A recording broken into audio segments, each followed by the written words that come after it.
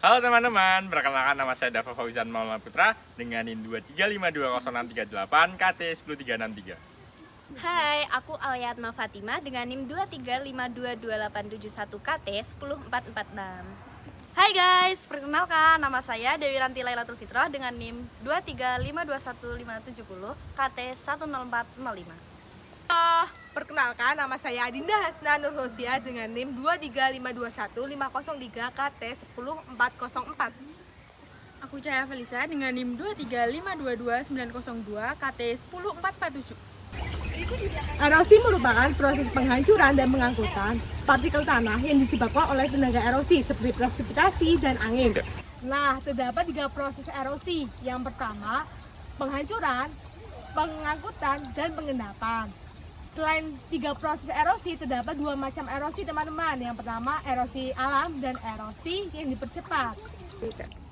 Nah, jadi ada beberapa tipe erosi. Yang pertama adalah erosi parit, kemudian erosi percik, erosi lembar, dan erosi alur.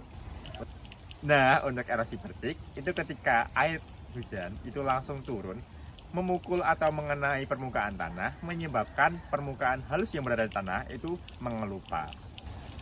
Nah, erosi alur itu merupakan erosi yang terjadi membentuk saluran sempit.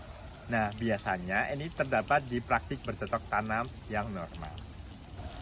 Nah, selanjutnya ada erosi lembat, yang dimana air hujan itu mengikis tipis lapisan permukaan tanah di bagian lereng. Yang terakhir ada erosi parit, yang dimana erosi tersebut diakibatkan oleh pengikisan permukaan tanah oleh air yang membentuk parit ataupun alur yang dalam dan lebar. Berikut di belakang saya ini adalah contoh dari salah satu erosi. Nah, erosi ini adalah erosi parit.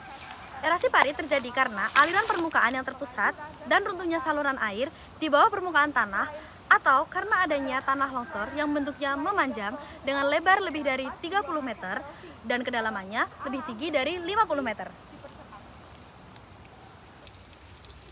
Lihat di sana guys, itu adalah contoh dari erosi alur.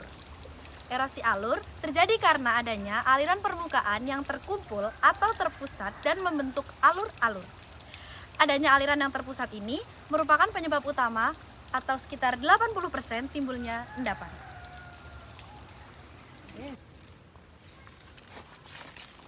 Nah, itu tadi adalah contoh dari salah satu erosi, yaitu erosi percik.